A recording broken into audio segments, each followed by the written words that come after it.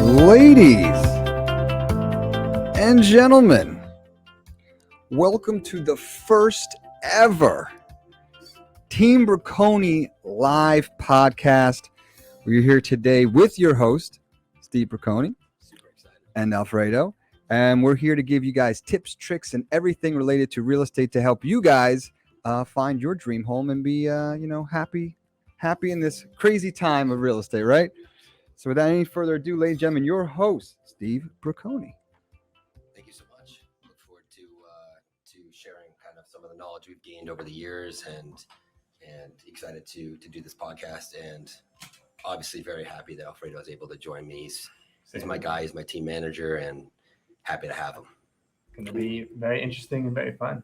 Awesome. So where do we begin, guys? I see Alfredo's. I got a list of notes. He's ready to rock. So Alfredo, I'll turn it to you. What's going on in the market?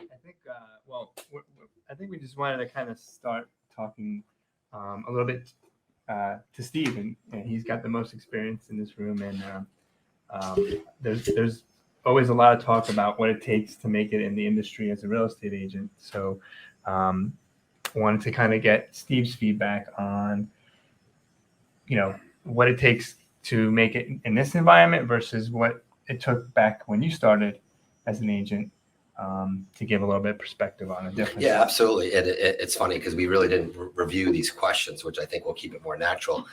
We mentioned the concepts of the ideas of the first podcast, but so when I came in the business, I came from a venture capital firm and had some startup experience, but my family was always heavily involved in real estate. And I wanted to do the business a little bit differently. So I was able to really jump in and really, work long days, some nights, all weekends. I missed a lot of personal events and that sort of thing to get going. But when I first started, it was much different. It was 20 years ago. There really wasn't online presence like there is now. There was no Zillow, no Realtor.com. We would go out and take our own photos with a disc and stir it into the computer. So I'm kind of dating myself, but it was much different. You couldn't buy leads or that sort of thing. And in fact, the multiple listing service would deliver a book that was about that thick every week. And we would go through and we would call our clients and we'd pick our clients physically up in the car. We would drive them around, we would show them the properties, and they would really rely heavily on the realtor. So in that aspect, I think it was a lot easier to build relationships than perhaps today, where everything is online and easily accessible to the consumer, which is good in some aspects, in my opinion, and bad in others. But regardless, it was much different. So what it took back then was the ability to kind of plug through and, similar to build a network, but you didn't have the ability to jump on board teams like we have today. And you didn't have the ability to put aside budgets to get instant gratification with an instant leads, a consumer who's literally calling on a property. So I would spend time, anytime I could get, with what was called uptime, right? Where you'd answer the call and 99% of the time you'd be a receptionist. So I wasn't busy. I didn't have clients for the most part. I was from out of state. So I'd be answering the phone and I'd be giving them their voicemail or telling them who the agent was in charge of that particular listing. So there really wasn't much going on other than someone calling and saying, hey, I'm looking to sell my home, which obviously is not the case most times. So, but you took what you could get. Fast forward to today, everything is a lot of it's online based and a lot of it is lead generation based. And I really do think that I worked extremely hard to try to carve a path for agents looking to succeed today at a much quicker pace than I was able to as a sole agent. When I was an individual agent, like I said, I was literally working 16-hour days, and you probably remember that. I do. When we first met. I remember 7 days a week, I missed birthday parties and weddings, and I did what I had to do to make it. But I wanted to create a system, and we've been very successful, much thanks to you. And when we onboard agents, giving them a platform to allow them to create the volume without such tremendous sacrifice. And we did that through multiple layers, which we'll explain. But I think the most important thing with your question, to answer your question with regards to succeeding in real estate, is having some longevity, not expecting an instant result. It's not like you're selling something at the store. It's not like going to buy a gallon of milk. It's not instant. But if you build a relationship and you do the right thing by people, and that's very easy to say and maybe harder to do, but I did, and I lost a number of deals. I remember initially for various reasons, much of which I was probably too honest, but that comes back tremendously. They recommend family and friends when you build trust and honesty. But I think it's a matter of perseverance and pushing through and seeing the long-term goals and efforts. Well, all very good points. And I want to circle back to the relationship portion, because you mentioned it probably helped build relationships when you didn't have all the customers didn't have access to online search ability. So they're relying on you, and that it's a relationship business. So I think that was a really excellent point. So we actually have to work harder to build these relationships now. And that's a huge difference from what I actually didn't experience. I wasn't in the business when we were receiving, stacks of MLS listings. So I'm fortunate in that regard, but I kind of already can see that it was probably a little bit easier back then, because you did have more interaction with the client than trying to grab their attention when there's so many different things pulling them in different directions. So in that regard, I think right now, the access of information is obviously super easy, but the ability to garner that relationship with the client is extremely difficult. Absolutely. Yeah. And for me, it was a little bit different too. I wasn't from the state, right? So I ended up here on a project with one of the venture capital firms that I was working with. And, for me to build a relationship is much different than other people that maybe went to high school here or grew up here, had family here. I had one friend in the city, and I was doing real estate in New Jersey. So I remember taking a very small budget and doing mailers to a building I lived in, City Place in Edgewater. And it was 100 pieces. And I literally sat at my coffee table folding these trifold pieces of paper that I printed up. And in fact, he printed them at his company in black and white, because I was tight on my budget, right? But I started at, I think it was 120 pieces. And now I send close to 50,000, sometimes more a month. So from 100 pieces to 50,000 takes some time. But it's a system that we put in place. And so it's different for me, I guess, my point, than someone that grew up here where I had to go out and earn the business, and that takes a little bit of time. And real quick, so your customer didn't have a clue what was on the market. They had to trust that you were taking them around, because there was no Zillow. Sign, right? So you could get a sign call, like literally if I'm driving around. So there was extremely limited MLS. I think New Jersey MLS just had like a little website at the time, but it wasn't very updated. I remember us putting into, like I said, literally putting in the disk in to get the photos up, which were horrible. You could load 4 photos total. Now you can load 50, right? So, and the quality was terrible. Yeah. The lighting was terrible. It wasn't even close to what an iPhone is. Never mind. You weren't getting any good impression of the house. No. So yeah, you had to, right. So you provided your client access. Now, with Zillow, it's good because they have access to a lot of data.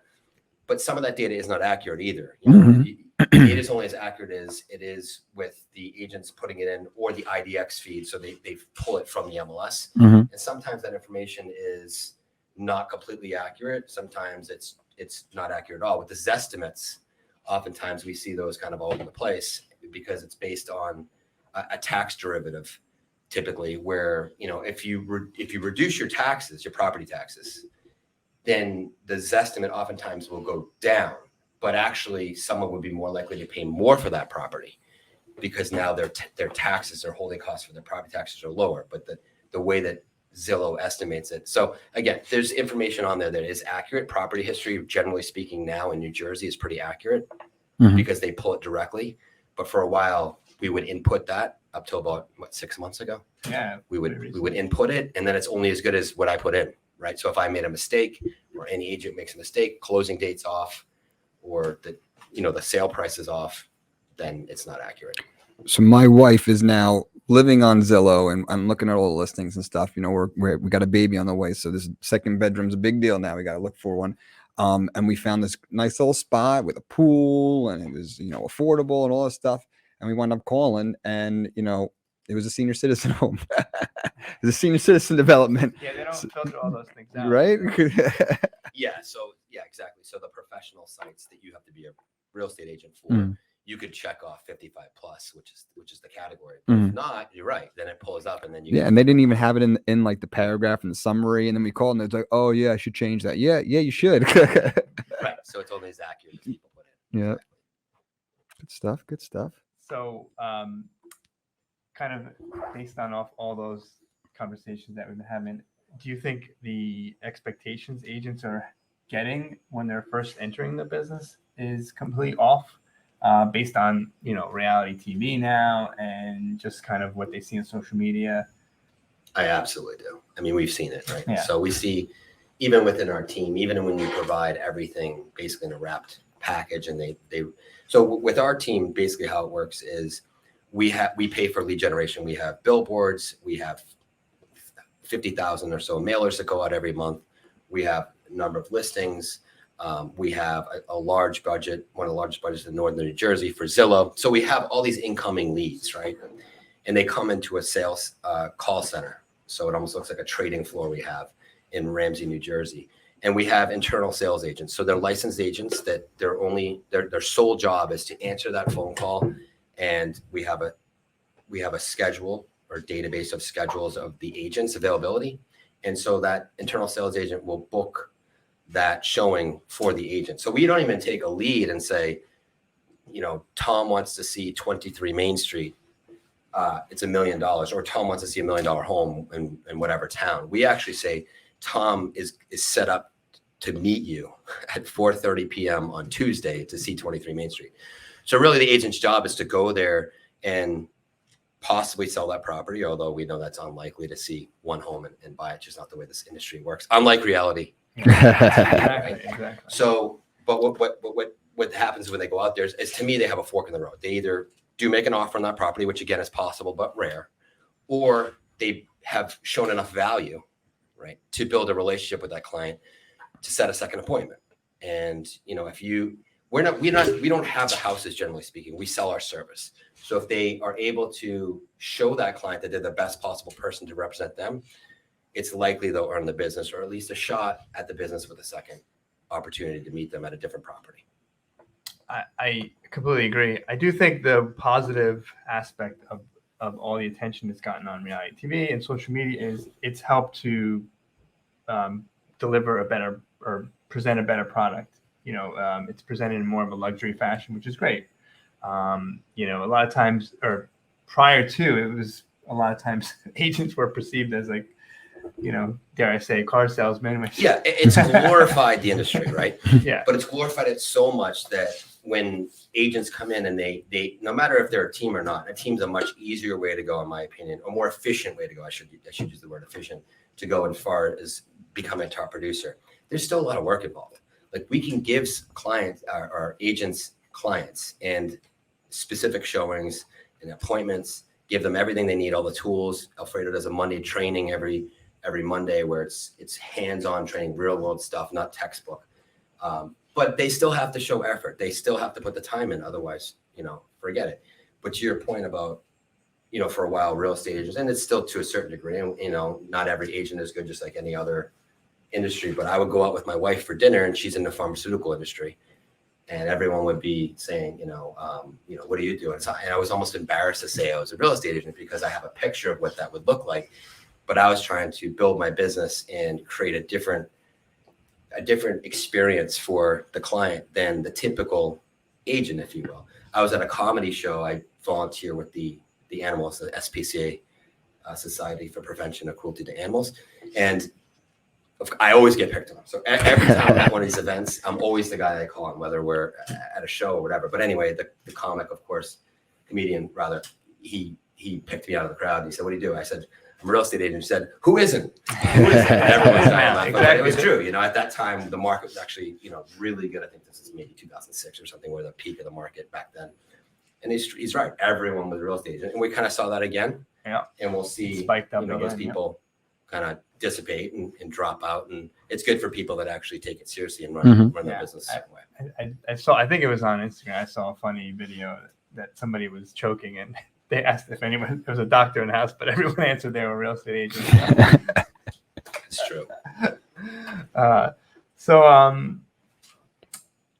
what do you think would be a better system than to prepare agents? Because it's we've had we still have a 75-hour course, which you just learn the law of real estate. You don't really learn the practice of real estate, and then a lot of times they're just thrown into the mix. I think perhaps a better system might be, it's voluntarily, but start off as we have options in our team.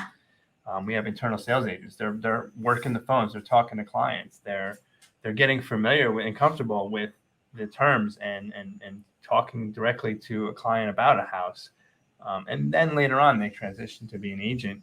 I think there's better ways that we can help prepare agents than just throwing them out into the field. Yeah, I mean, I as far as I was with a family company when I first started. My dad owned a couple offices, and that's kind of what I wanted to mimic at the time. And so I went with a small company, not a large company, and I became their top sales agent in maybe the first year. I think I was their top sales agent. But it was one of those things that it's a tough road, right? And so maybe on a given week when I initially started, I spoke to one client. And then as I went going 3 or 4 clients, I had a high close ratio. So I still did pretty well. But to Alfredo's point, when you hire an internal sales agent, they're talking to dozens, maybe 100 people a day. So practice makes perfect. And as they have the ability to speak to all these clients, they're speaking to more clients than any agent on our team. So they're able to get that real life training by speaking with the client, understanding what the client's looking for, and finding them the right property to set up with the agent. But they also are familiar with 4 MLS systems that we've worked in now. Exactly. Yeah. We have a CRM system called Boomtown that is software to track everything, and it sends emails, and we have a website. So they're familiar with all the softwares involved, the MLS system, as well as speaking with clients and kind of learning the lingo of the industry and just getting comfortable. So what we've seen with the number of— And they get paid too. Yeah, it's a paid internship, right? So, but as they transition out, which we permit on my team, we've seen an exponential curve of, their revenue being much higher, much quicker than an agent who comes to the team who has a little bit of experience, just because they've done it, for 6 to 12 months is the typical time frame, and they had the ability and opportunity to speak with all those people. Would you say you got to learn all the positions before wouldn't you say like it's more like you're being a business owner? You have to have people in the right positions, and they have to know every position. If someone doesn't show up, you got to know how to jump in and be able to do that position before. Yeah, you're the first point of contact. And so if the agent meets with the client and they can't get a hold, so the agent will always try to reach back out to the client. But let's face it, like we said, with technology, the clients tend to bounce around sometimes, and that's their right. Mm-hmm. But the internal sales agent's job at that point is to try to set contact again. So it's a very difficult position. And I know if they're going to be successful doing that from experience, they're going to be a great agent. They'll hit the ground running. Exactly. For sure. Nice. They have all the right tools now, which is also my next point is, the advent of teams has become more and more popular. And I mean, I know why, and I know you know why, but I'd like to talk about a little bit about what makes it so advantageous is we now wear a lot of hats as an agent, where as opposed to 20 years ago, it was, obviously there was still a lot of work to do, but with all the technology in place, there's just so much to do. The back end office, the CRM systems, the keeping track of everything in compliance, marketing, lead generation. So I think with the advent of teams, it's just making that transition to do what you want to do, what you do best is talk to clients and sell and buy homes, making it far easier, increasing the time to success, or decreasing the time to success. So it kind of decreases the learning curve, which is I think a lot of people will appreciate. Yeah, and I think if the team's structured that way, right? I think there are some teams that call themselves a team, but there's not much team atmosphere. Yeah, exactly. That's a good point. And they're really not offering there's only a few teams I know of that offer what we offer, which we do take it a step further, where we're again booking the appointments for the agents, and I view my agents as almost a surgeon, and I want the client, which is the patient, to be prepped. Like everything is prepared. they're ready for surgery, they're ready to go, and then the agent meets the client. Their only job at that point is to sell the home or book a second appointment, right? So everything else is pretty much done for them. So I think there's really value there. But, I also think you need the right teammates. We've seen firsthand, we've had some pretty decent agents that we let go of our team or left because they weren't a good fit with the team. It has to be someone that I think fits well within the team, and we help each other. I've said it from day one. Alfredo is the first on my team. We have to continue to function as a family. So when we're 2 people, it seems to be easier than when we were at 5 people or 7 people or 10 people or 20 people. But you have to continue to maintain that family atmosphere and really care. I really truly care about the agents. And I think that comes off. I think it helps them. Awesome. Great stuff. Great stuff. So now we've talked a lot about our team. Maybe we'll get a little bit about where we are currently with the market. There's a lot of headline. Obviously, the rates have gone up from our historic lows, which those were years of gifts, I would say. we were living in a period of just having a fortunate 2-3% rates. So now we're creeping back into reality. A lot of the headlines are focused on that and how the market is changing. But our agents, I've just had team members. I've been talking to them, past couple weeks, putting in offers, still getting multiple offer situations. So it's not as dire as the headlines are, purporting to be. But it also is a lack of inventory, so that's still keeping that demand up. Yeah, and I really think it depends on the price point, right? So what we typically see, and I've seen this cycle before, the higher price points tend to begin to get hurt first, and then it trickles down. So I am starting to see a pretty significant slowdown in north of $2 million and higher.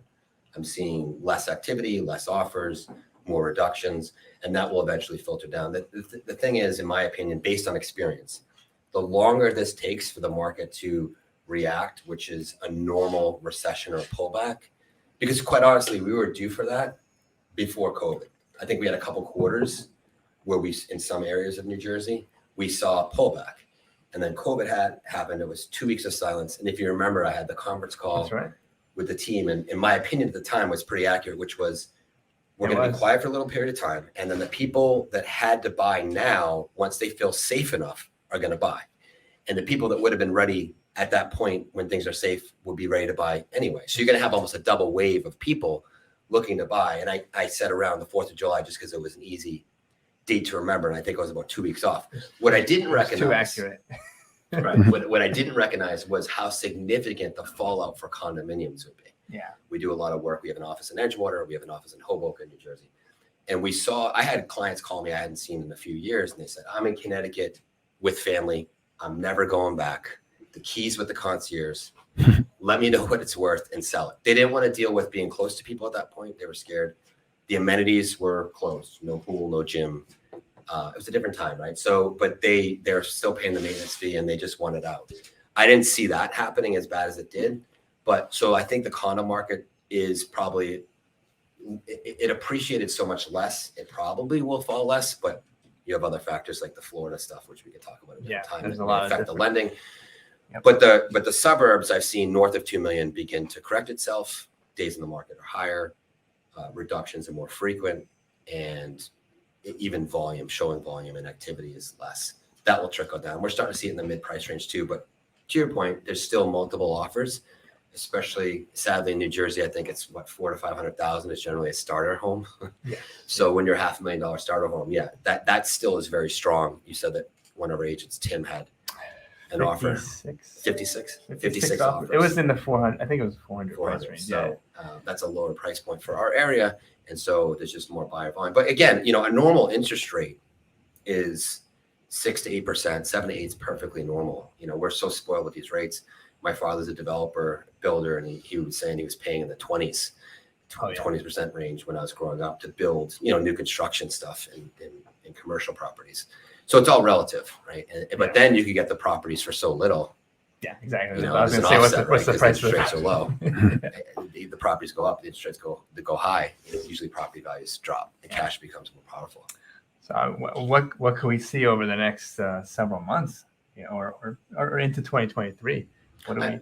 I definitely see a pullback, more so in some areas. So every market is different, right? And I can't pretend to be an expert in every market in the world. Never mind, certainly not in the United States. Never mind the world. I do know New Jersey, and I know some other areas in the country. But secondary markets like Florida, for example, I think will really get hit because as a recession hits, and I believe we're due for that. Stock market's already starting to correct. There's volatility, right? There's all the signs are there, and people are more likely, in my experience, to lose a second home or a vacation home than they are their primary home. So they'll do what they can to hold their primary home. But there are a lot of second homes in Florida.